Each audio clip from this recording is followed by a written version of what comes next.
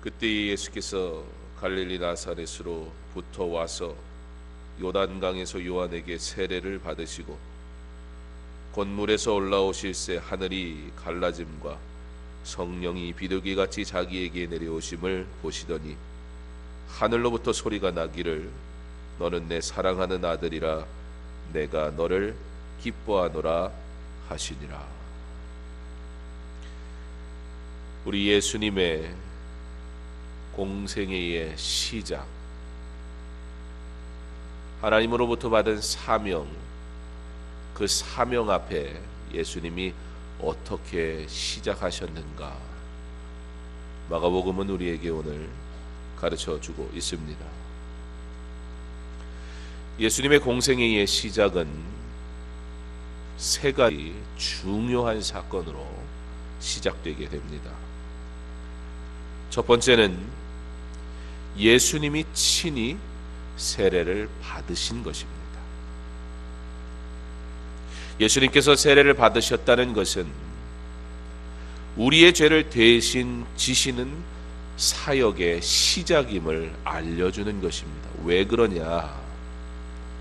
세례라는 것은, 그 세례라는 말의 뜻은 씻는다는 뜻을 가지고 있어요. 예수님이 씻으셨다는 거예요. 그러나 우리가 알고 있듯 예수님은 죄가 없으신 분이시기 때문에, 그러므로 예수님은 씻을 필요도 없는 분입니다. 그럼에도 불구하고 예수님이 세례 요한에게 친히 세례를 받으신 그 사건은 예수님의 이 씻음의 사역에 있어서 가장 먼저 예수님이 행하신 이 구원의 사역, 그 일을 위해 가장 먼저 행하셨다는 것을 우리가 기억할 때 그 씻음의 목적이, 이유가, 은혜가 무엇인지 우리는 알 필요가 있습니다. 이와 같이 예수님께서 세례를 친히 받으심은 우리 믿는 자들로 하여금 그리스도의 몸에 접붙여지게 하시려고, 그리스도와 함께 장사되게 하시려고, 다시 새로운 생명으로 부활하게 하시려는 그 은혜를 깨닫게 하시려는 우리 주님이 친히 보여주신 은혜와 사랑, 그것이 바로 예수님의 세례였습니다.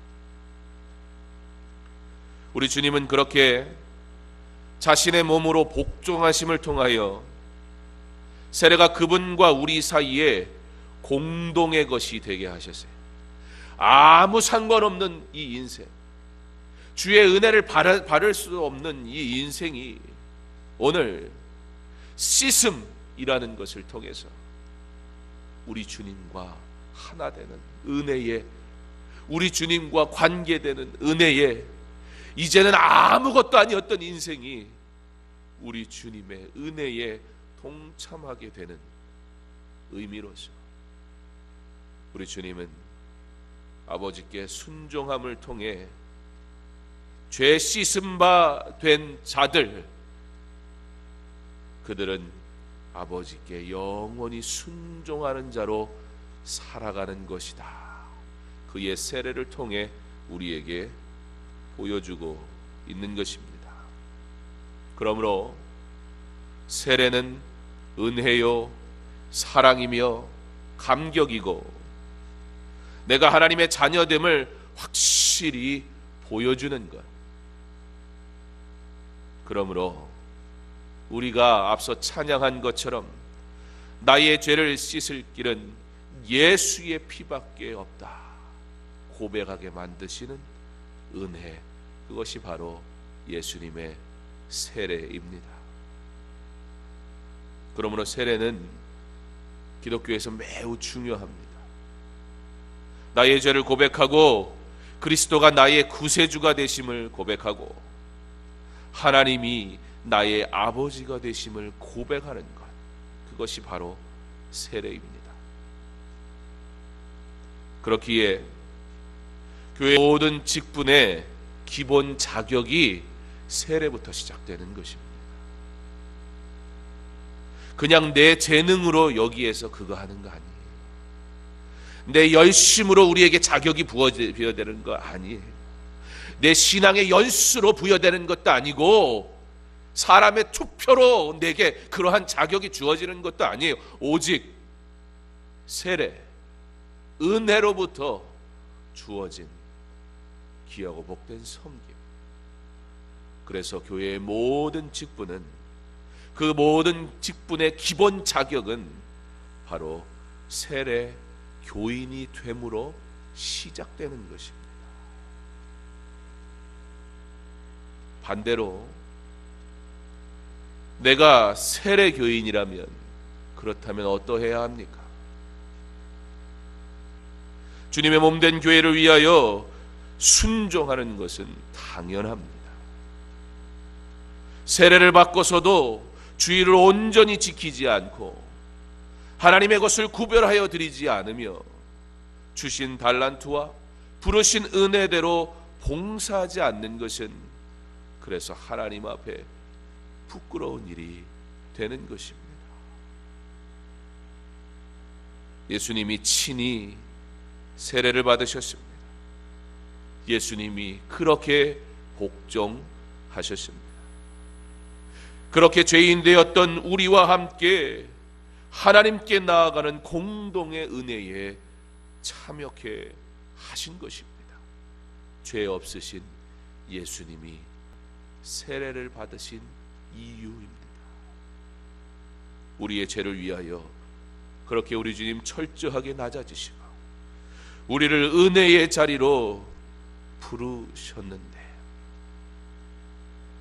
이 세례가 내게 감격이어야 하고 감동이어야 하고 은혜여야 하고 내가 세례교인 되었다는 것이, 그러므로 주를 위해 복종해야 할, 주 영광 위에 살아야 할 자임에도 불구하고 나는 어떠한 세례교인으로 살아가고 있는지요. 정말 주님의 낮아지심으로 인하여 주어진 이 은혜와 사랑, 그것에 감격하여 참 믿음의 길 걸어가고 있는지요. 우리의 죄를 위하여 철저하게 낮아지시고 우리를 은혜의 자리로 부르신 우리 주님의 사랑을 기억하며 감사함으로 하나님께 영광의 예배를 이 시간 드려짐을 통해 세례의 참 의미를, 그리스도의 구원의 참 은혜를 다시 한번 기억하고 감사하는 저와 여러분 될 수 있기를 바랍니다. 두 번째, 예수님의 공생애의 사역에 있어서 일어났던 사건, 그것은 하늘이 열리고 성령이 임하심으로 시작됩니다. 사랑하는 성도 여러분, 성령의 역사는 어떠한 것입니까? 우리는 흔히 성령의 역사를 특별한 기적, 뭔가 매우 다른 경험과 같은 것으로 이해하고는 합니다. 오늘 말씀을 보면 하늘이 열렸습니다. 그리고 성령이 그리스도께 임하셨다 기록하고 있습니다. 복음의 시작은 하늘이 열리는, 곧 하늘의 영광으로부터 시작되었습니다. 그리고 성령께서 그리스도께 임하시는데, 성령께서 그리스도에게 임하신 사건, 성령의 역사, 성령의 충만이 무엇인가? 이사야서 61장 1절로 3절에 이에 대해 자세히 설명해 주고 있습니다. 주 여호와의 영이 내게 내리셨으니 이는 여호와께서 내게 기름을 부으사 가난한 자에게 아름다운 소식을 전하게 하려 하심이라. 나를 보내사 마음이 상한 자를 고치며 포로된 자에게 자유를, 갇힌 자에게 노임을 선포하며 여호와의 은혜의 해와 우리 하나님의 보복의 날을 선포하여 모든 슬픈 자를 위로하되 무릇 시온에서 슬퍼하는 자에게 화관을 주어 그 죄를 대신하며 기쁨의 기름으로 그 슬픔을 대신하며 찬송의 옷으로 그 근심을 대신하시고 그들이 의의 나무 곧 여호와께서 심으신 그 영광을 나타낼 자라 일컬음을 받게 하려 하심이라. 성령의 역사가 무엇입니까? 성령의 충만이 무엇입니까? 우리가 왜 성령 충만한 삶을 살아야 합니까? 우리가 세례받아 성령 충만한 자로 살아갈 때에 우리가 맺는 열매는 무엇입니까?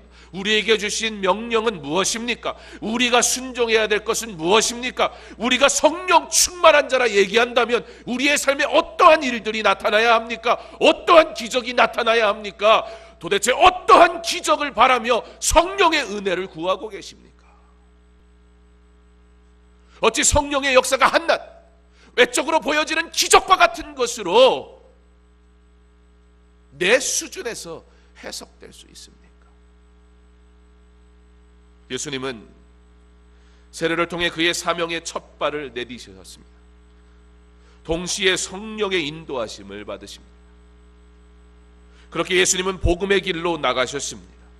그리고 그 길은 순종의 길이며 십자가의 길이었습니다. 성령이 그리스도께 임하실 때 그리스도는 하나님 앞에 순종의 길, 십자가의 길을 걷는 은혜를 누리게 되신 것입니다. 오직 성령의 충만함으로만 감당할 수 있는 그 사명의 길, 성령의 능력으로 걸어갈 때 기쁨으로 감당할 수 있는 사랑의 길 걸어가신 것입니다. 사랑하는 성도 여러분, 우리도 성령의 충만함을 사모하여야 할 것입니다. 내가 특별한 영성을 가진 자가 되어 특별한 능력을 가진 존재가 되는 것이 성령의 역사가 아니라 구원의 아름다운 소식을 증거하는 능력이 성령의 역사인 줄 믿으시기 바랍니다. 주 여호와의 영이 내게 내리셨으니 이는 여호와께서 내게 기름을 부으사 가난한 자에게 아름다운 소식을 전하게 하려 하심이라. 복음을 위하여 주시는 능력의 역사, 은혜의 역사로 성령 충만하여 우리도 주님의 십자가를 잘 지고 주님 위의 기쁨으로 고난에 참여하는 믿음의 길 걸어갈 수 있기를 소망합니다.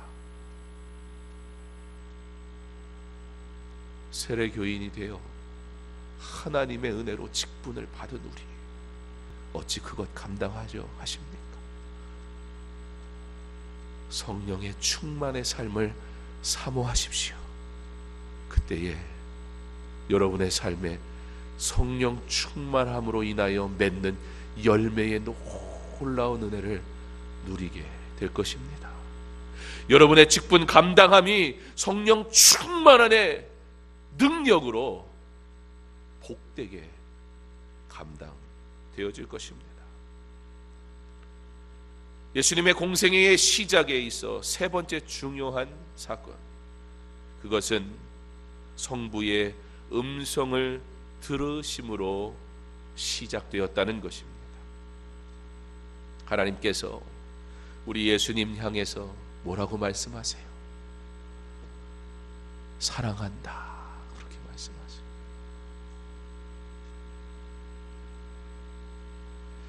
요한복음 17장 24절에 아버지여 내게 주신 자도 나 있는 곳에 나와 함께 있어 아버지께서 창세 전부터 나를 사랑하심으로 내게 주신 나의 영광을 그들로 보게 하시기를 원하옵나이다. 하나님은 우리 예수님을 창세 전부터 사랑하셨습니다. 빌립보서 2장 9절로 11절에 이러므로 하나님이 그를 지극히 높여 모든 이름 위에 뛰어난 이름을 주사 하늘에 있는 자들과 땅에 있는 자들과 땅 아래에 있는 자들로 모든 무릎을 예수의 이름에 꿇게 하시고 모든 입으로 예수 그리스도를 주라 시인하여 하나님 아버지께 영광을 돌리게 하셨느니라. 기록하심을 통해 하나님은 지금도 그 예수님을 사랑하시며 그를 높이시는 변함없으신 분임을 기록하고 있습니다. 하나님이 예수님을 그렇게 사랑하시며 기뻐하셨습니다. 우리도 하나님의 사랑받는 자녀 될 수 있기를 바랍니다. 우리도 주님의 일을 하려고 할 때 먼저 하나님의 사랑받는 자 되기를 소망합니다. 우리 모두가 하나님의 기쁨이 되기를 바랍니다. 우리가 행하는 모든 일이 하나님께서 기뻐하시는 일 될 수 있기를 소망합니다. 우리 주님의 사역의 시작은 그렇게 철저하게 하나님 앞에 순종하는 사역이었어요. 그와 동시에 우리 주님의 사역의 시작은요, 철저하게 마가복음 1장 1절이 기록하는 것처럼 하나님의 아들 예수 그리스도의 복음의 시작이라는 이 말씀이 다시 한번 확증되는 사건이었습니다. 예수가 누구인가? 나의 사랑하는 아들이다. 예수가 누구인가? 구원자이다. 오직 예수의 이름으로 말미암아 구원을 받게 될 것이다 라는 이 놀라운 사건이 예수님의 사역의 시작에부터 이루어졌다는 것입니다. 사랑하는 성도 여러분, 우리도 이 구원의 은혜에 참여한 줄 믿으시기 바랍니다. 우리도 하나님이 우리를 바라보며 내 사랑하는 아들아, 내 사랑하는 딸아 부르시는 은혜에 참여한 줄 믿으시기 바랍니다. 우리가 그렇게 하나님이 사랑하시는 자로 지금도 하나님이 주목하는 인생임을 기억하시기 바랍니다. 그렇다면 우리는 주를 위해 살기 위하여, 주의 일을 감당하기 위해 어떤 준비하고 있습니까? 하나님의 사랑받는 자녀로 살아가기에 어떻게 힘쓰고 있습니까? 이 구원의 놀라운 은혜에 참여한 자로 어떻게 하나님 앞에 예배드리고 있으며 어떻게 삶 속에서 살아가고 있습니까? 1931년 조지 베브리 쉐아라는 미국의 한 보험회사 세일즈맨이 미국의 큰 방송국인, 전국 방송국인 MBC 라디오의 공개 방송에서 노래하는 기회를 얻게 됩니다. 멋있는 저음의 바리톤, 그 소리를 들은 전 미국 국민들은 그의 목소리에 매료되게 됩니다.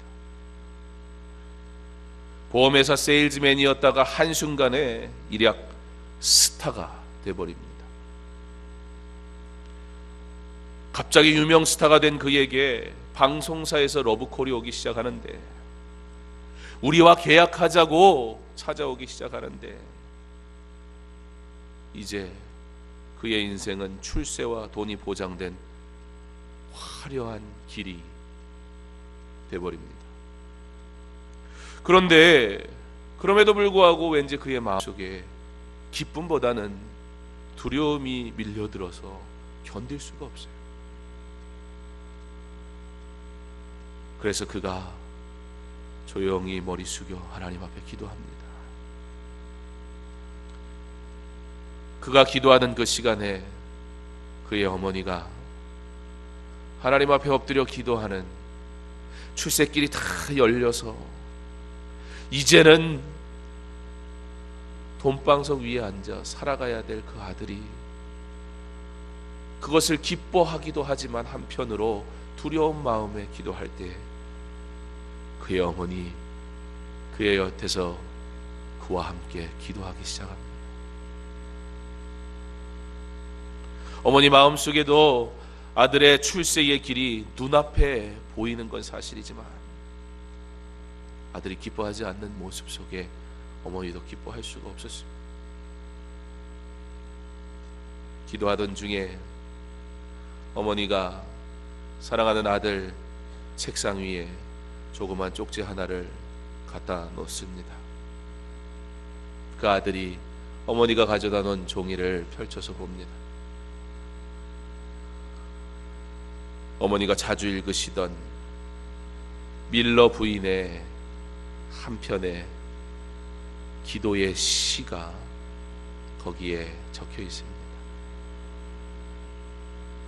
어머니가 자주 읊으시던 그 시, 늘 그가 들었던 그 시, 하나님 앞에 올려드리는 기도.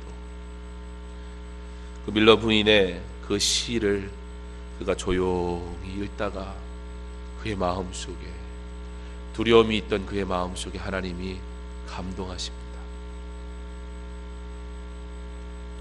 그 시를 읽는데 그의 눈물에서 뜨거운 눈물이 흘러내립니다.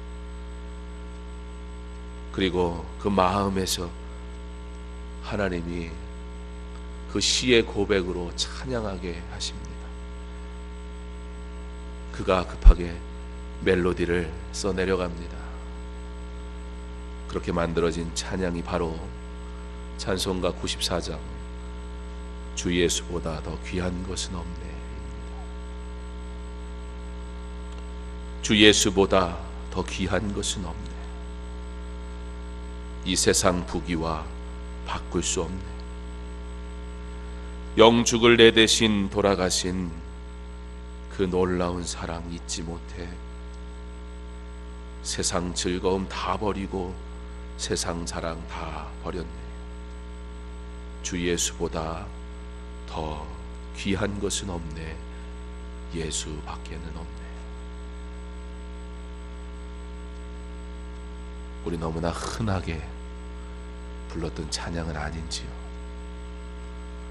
참 좋은 가사라고 그렇게 그냥 불렀던 노래는 아닌지요? 그는 빌리 그레엄 목사님과 평생을 동역하며 복음성가 가수로 복음을 위해 살아가게 됩니다. 그리고 80이 넘는 나이에도, 백발이 된 그때에도 그는 전도와 간증과 찬양을 하며 살아갑니다. 1983년 네덜란드의 암스테르담에서 전 세계의 전도자들이 모여 있을 때 그가 특별 찬양을 부를 기회를 얻습니다.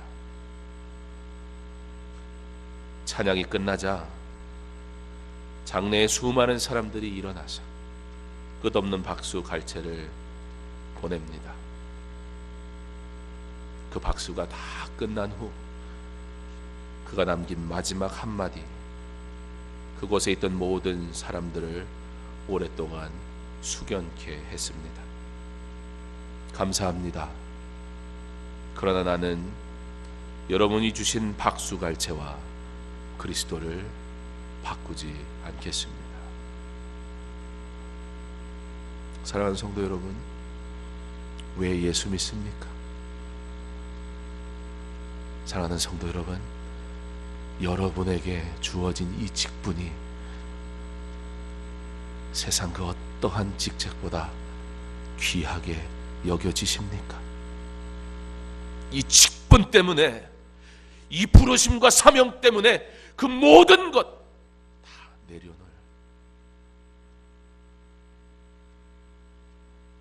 다 내려놓을 내 열심 말고 다 내려놓을 은혜가 내 안에 있습니까?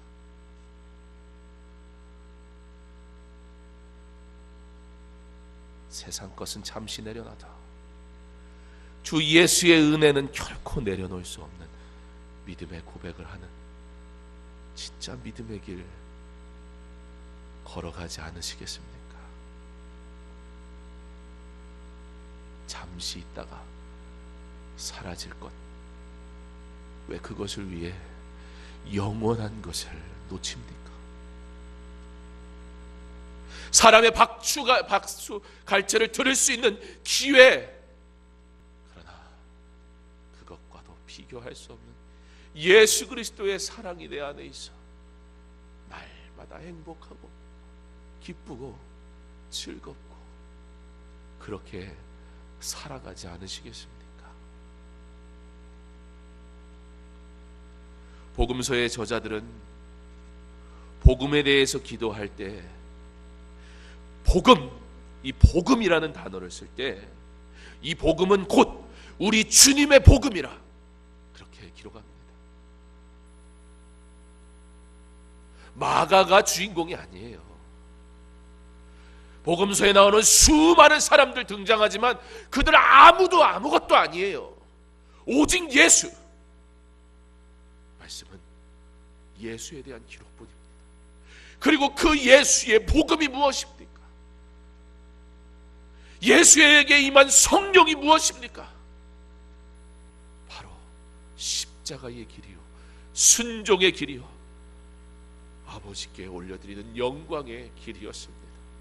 그렇다면 내가 예수의 사람 되었다면 그럼 내 길도 십자가의 길이어야 하지 않겠습니까? 내 일도 복음의 일이어야 하지 않겠습니까? 우리가 드리는 이 예배도 주 예수 그리스도가 주인이 되어야 하지 않겠습니까? 왜 고민합니까? 주님 앞에 기도하기를. 왜 주저합니까? 주 앞에 엎드리기를. 왜 돌아섭니까? 그 십자가의 길을.